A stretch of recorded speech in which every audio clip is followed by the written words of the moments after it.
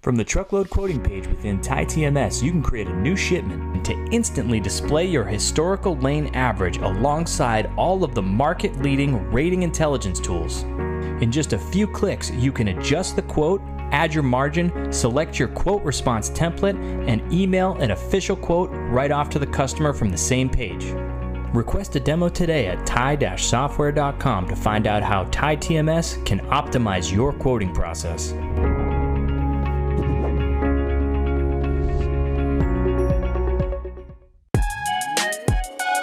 I got friends only wanna talk business. I got expensive, cause winning's expensive. I got expensive, cause winning's expensive. I've been reading all the war, and I've been shutting down the stars.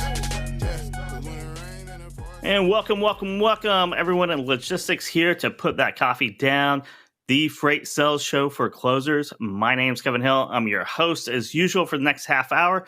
We are going to talk about peak season. We are going to talk really about what truckers want for the holidays.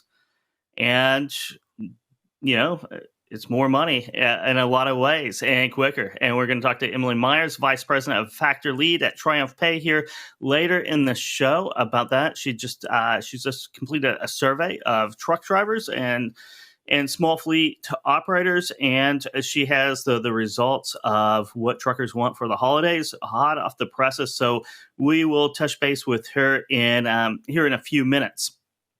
But first, let's talk about the holiday season. Let's talk about Q4 and what's happening in the market. You know, a lot of our dollars are tied to what's happening in the market right now, and it is just a sluggish market. A sluggish market all around peak season. We've been talking about muted peak season for quite a while, and it has stayed muted, very muted. I have some graphs here from Sonar to show you right now about just how muted that is. And what we have here, our first chart is in white. We have OTRI, which is really lagging. It's like the mid fours, right? So mid fours. The blue line is the NTI.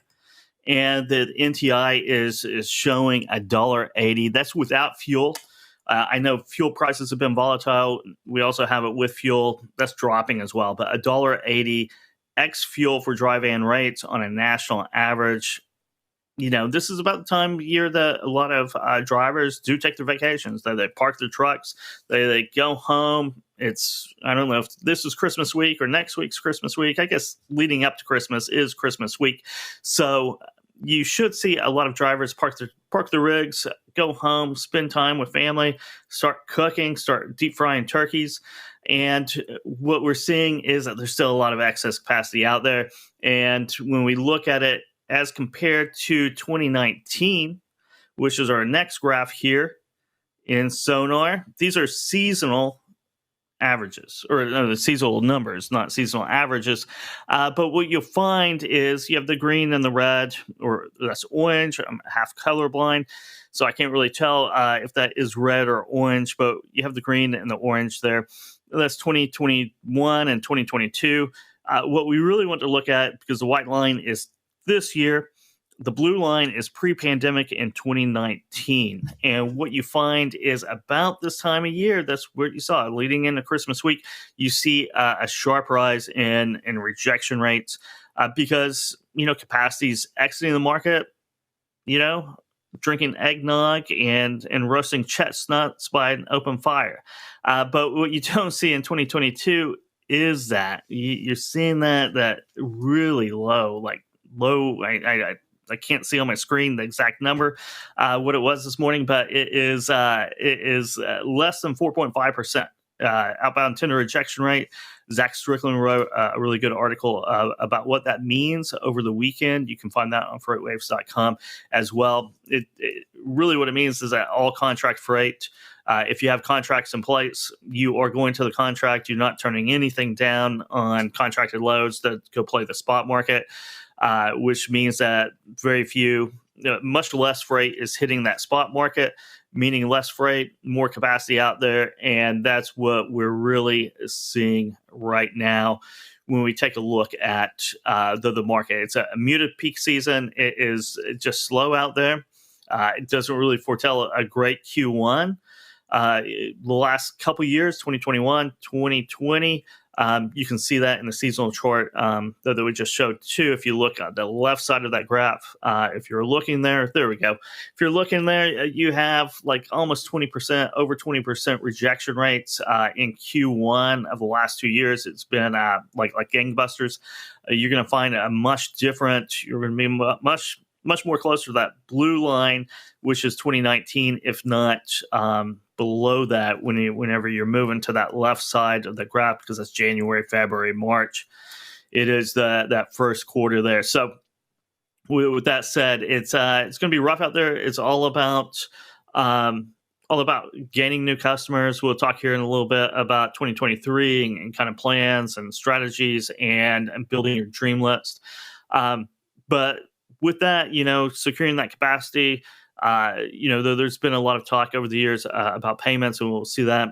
Now, next chart is a Freight Tech survey that we did here at FreightWaves a few weeks ago. Joe Antashak published this, I believe, last week on FreightWaves.com, so you can find it there. But you can see on this, it's a detail of kind of verticals in freight tech and market sentiment for success in 2023, right? So it's really about the solutions and where those find it.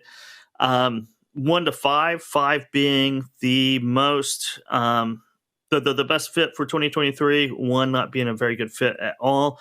You see a lot of 3s in there, but since we're going to talk to Emily here in a few minutes. You have freight payments and factoring.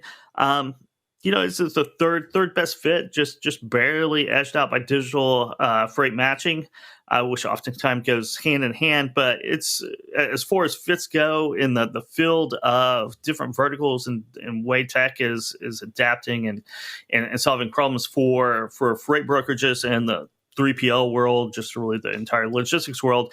It is seen as one of the best fits for 2023, which bodes well for the folks over at TriumphPay. But before I bring Emily on, though, let's talk about TIE TMS. TIE TMS saves 3PLs and brokers an average of over 2 hours a day per rep, with a smooth workflow designed to help you speed up your process and scale the growth of your brokerage.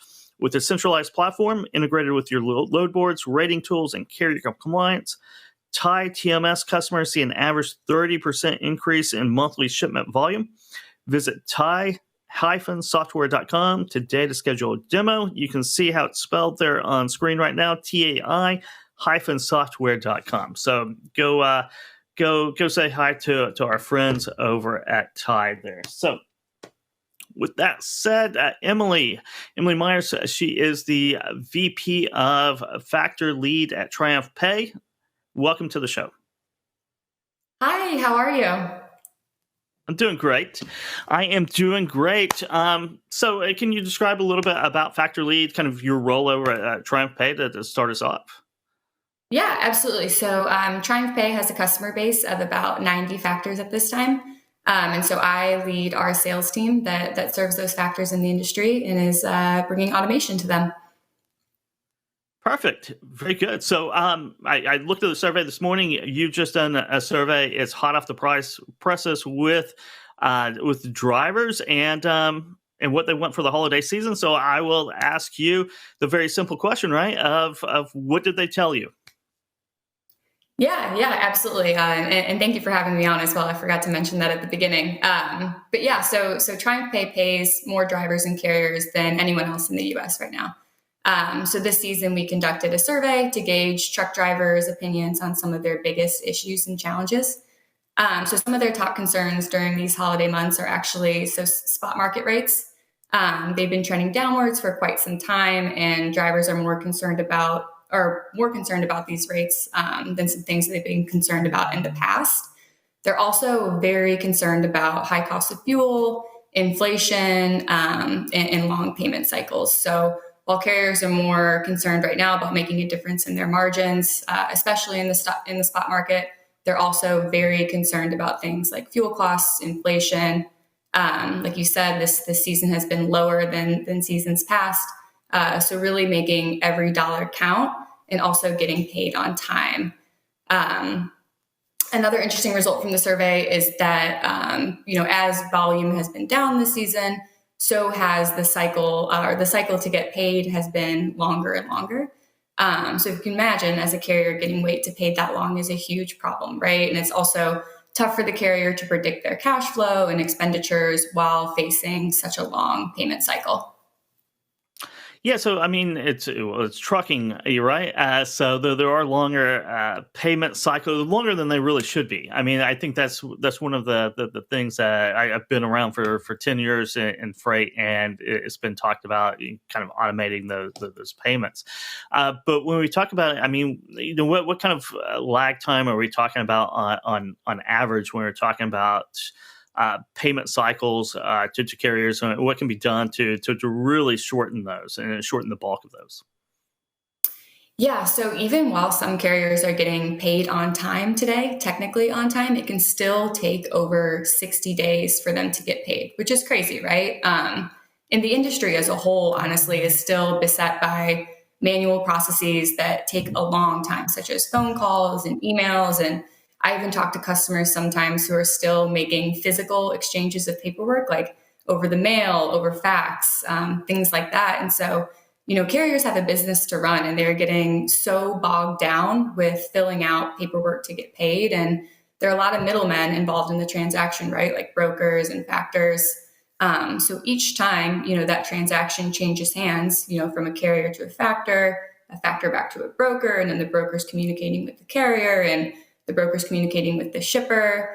That exchange of paperwork, each person or each party wants a slice of that pie. So verifying, the truth and the source of these invoices takes time and effort, and carriers are already stressed enough, right? It's long hours on the road, and, like we said, inflation is high, fuel costs are high. So it's just another thing that they need to worry about. And then there's also the greater problem of, the freight industry is fractured as a whole. And the majority of carriers, over 90%, operate with 6 or fewer trucks. And these are small business owners that, again, have to interact with all of these third parties, and all of those exchanges of paperwork and changes of hands takes time and money and phone calls and emails. So that's what takes the carrier so long to get paid, and what we're trying to shorten. It's weird that still to this day, because I walked into my first brokerage probably in 2012, right? It was August of 2012. I remember, I don't know about fondly, but I remember it very well. And there's still fax machines, and drivers were still mailing in PODs, right? And I think you touched upon that. Mailing in, you flash forward 10, 11 years, and I don't know what percentage of PODs are mailed in, but it's much too many. It's much too many, because you're talking about 2 or 3 days, transit. Then if you're doing that, you probably have someone physically, manually entering processing that into the accounting system, and then a physical check or a comp check or whatever it may be going out the door. And, it seems, certainly inefficient, but isn't there the tools out there that are readily accessible now for to automate that, right? To scan that document, to get that POD in almost instantaneously. And it's just amazing to me that the snail mail is still a form and a method of being invoiced and the invoice process.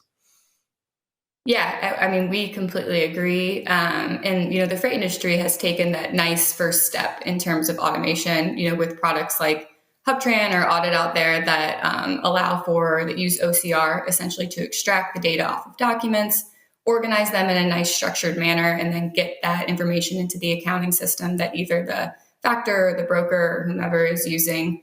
But even within that process, without the lack of data, it still lacks that transparency that, what a carrier is submitting to a broker, what a carrier is submitting to a factor is legitimate and real, and the rate is correct. And it's in those nuanced parts of the transaction that things start to get really messy without the data. And that's when you start to see the time tack on and continue to tack on. And the one who is suffering the most in that transaction is the carrier, because it's tacking on the amount of time it takes for them to get paid. Is that kind of the central theme in the process? Is that missing data, or there's human errors maybe in the process when it comes to data, about closing that gap and taking this from 60 or 70 days to maybe hours, right? Because I know a lot of the process, there's some timing, certainly some timing, cash flow considerations for all parties involved, but the actual physical process of actually going through the entire invoice process should probably be in hours or maybe a couple days rather than 60 days. Is that part of the process of closing that gap? Yeah, absolutely. Like I speak from the factoring perspective, obviously, because that's what I do day in and day out. But I mean, factors are trying to get their carriers funded as quickly as possible, right? But in order to do that, oftentimes they need to, take in the paperwork from the carrier. Usually that's via email or a portal that they've designed.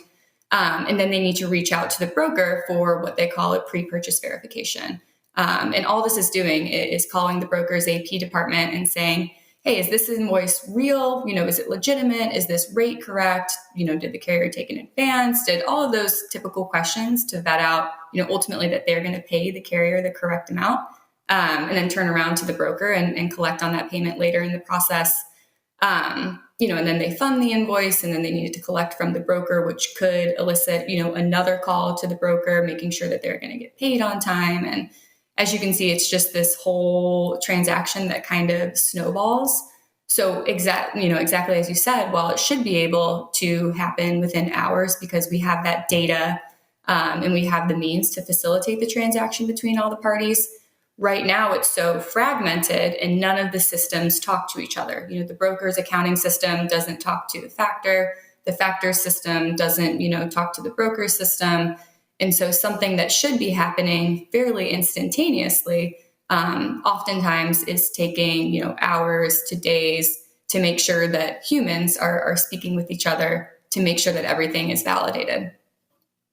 Yeah, it can turn into phone tag, because I used to get calls from factoring companies confirming loads. They weren't my loads, and I tried to get them to the right people, and I couldn't find them in the system, or I didn't have time to do it. And it could take days to find the right person who could give you the right information at freight brokerages. So that is. But before you leave, Emily, I did see in the survey, I was looking over it, and one of the interesting findings, just talking about market knowledge and coming up in January and February, is the question: do you plan on driving more or less hours in January and February? Right. You get over this peak season, and seasonally, it's usually the weakest points for freight. But you found, I forget how many, but it's quite a few more no's. We do plan on driving just as many hours. I mean, did that kind of surprise you, or what did you take from that answer? Yeah, it did surprise me a bit, just because of the way, the data that was presented earlier in this session, just seeing that the peak season is going to be much lower than we typically anticipate it to be. But you're absolutely right. What was very interesting is when we surveyed the drivers, they were anticipating an increase in freight volumes, and we're anticipating those long delivery hours. So that may be, just the typical anticipation, that they feel around this time of the year. But yeah, we thought that was interesting too. It is, and certainly we were talking about a capacity glut. There's a lot of capacity out there, and but I think that speaks as well to the weakness in the spot market, is that drivers, certainly believe that they need to work more, since spot market rates have declined so far in 2022. That you have to drive more to earn the same amount of money, and you kind of see that in the sentiment, right? Mm-hmm. Yeah, definitely. And that's why, earlier we talked about spot markets and the carrier being able to make a nice margin on those. That was one of their top concerns by what we surveyed, and just making sure that they're, getting every dime that they can during this season. Perfect. Thank you so much, Emily, for joining the show and talking about your survey, and that should be published pretty soon. I'm sure. How does our audience, our listeners, and our viewers reach out and learn more about TriumphPay and the services that you have? Awesome. Thank you so much for having me. You bet. And with that, that's TriumphPay talking about their survey that they'll be publishing pretty soon here coming up, talking about the factoring process. And I just remember back in my freight broking days how inefficient that could get. Used to get calls from factoring companies all the time looking to confirm loads. Some I could find, some I couldn't. And it really does. It turns into a phone tag. And if you think about it, factoring companies have to get the POT, that paperwork from the drivers, and then the middle people trying to get confirmations from freight brokers and get everything sorted out. So it can be certainly a challenge in that respect. So thanks again, Ted, to Emily for coming on the show, talking about that, and talking about, it was very interesting the January, February numbers of drivers are not likely to park their trucks and maybe take a little bit of the winter off, or maybe go find another position, maybe construction or whatever, for the next couple of months to wait out the spot market. So, when you think about recovering in the spot market, about capacity leaving the market, it doesn't seem like the sentiment is there yet. You never know when that sentiment might creep up. But, with the peak season being so muted this year, it's no surprise in a lot of ways that it's just tough out there. And speeding up that cash flow is very important for everybody, drivers as well. So if they can speed up that cash flow, at least that is a bright spot with a falling market that we have here, and that we've seen in 2022 for quite a bit now. On other news, so basically, I did a LinkedIn post earlier, maybe over the weekend actually, about some data I got from Carrier Details, from Kathy Sardelli and Mark Trabe. Over there, they have a really good historical database of FMCSA and changes over time. One of those does look specifically at freight brokers. We published this a couple months ago, but I put it out on LinkedIn again just to gauge the market, to gauge LinkedIn viewers out there, to see exactly kind of a ballpark number of freight brokers. I have that slide and that data up here. So if we can throw this up, this is freight brokerages over time, starting in 2001. Or I'm sorry, 2001. It's been so long ago I can't even talk. 2001 until January of 2022, you can see that the last couple of years in pandemic seen exponential growth, which is no surprise on that. So around 27,000 authorized freight brokerages in the FMCSA census file. What does that really mean? That's a good question in of itself, because are those active brokers? How many have $1 million or more in revenue? And when you start looking at that, which ones have $1 million or more in revenue, or maybe it's 10 million or more, or 20 million or more. Whenever you start putting those parameters or those criteria on there, that number drops precipitously. And I think everyone was thinking, if you're looking at, say, 10 million or more, you're looking at about 4,000 or 5,000 freight brokerages that are really operating at 10 million or more. It might be a little bit less than that, 1 million or more. You probably have 7,000 or 8,000. So it's an interesting chart. You see that big dip in 2013, and that corresponds to the surety bond. Whenever the surety bond got reset from 10,000 to 75,000, you saw about 33% of freight brokerages kind of just disappeared. Now, whether that made it unprofitable for them to run, or if they just weren't really, it was more of a side hustle or something that wasn't full time or wasn't really operational, you don't want to keep that 75,000. So whether those are active or just marginal freight brokers, just doesn't matter. I think you attach the same number to marginal or unprofitable freight brokerages, or freight brokerages that they move a load here or there. You can probably apply that as well to the numbers of that 27,000, right? You can take 9,000 or 10,000 just completely off and not even worry about them, and kind of get back to that 17,000 number. But it's very interesting. You can see that if you go to Kevin Hill on LinkedIn, you can see that. I've been doing some audio only podcasts over the last few weeks, and you can check those out. Andy Schills, co-founder of Silo. We talked about, that 13-hour kind of no-fail brokerage. Shannon Breen, co-founder over at Freightvana. We're talking about customer retention and also trailer pools, drop and hook in the freight brokerage world. Joe Hendricks, our very own account manager over here in media sales at FreightWaves, talking about marketing in tough times. And Tony Darnell, he's a shipping manager over at Lippert, and talking about how we should approach shippers. So some good tips there. But with that wraps it up for this week. I'll see you next week here on Put That Coffee Down, Tuesdays at 12 p.m. Eastern Time here on FreightWaves TV. I got friends only wanna talk business. I got expensive, cause winning's expensive. I got expensive, cause winning's expensive. I've been reading all the war, and I've been shutting down the stars.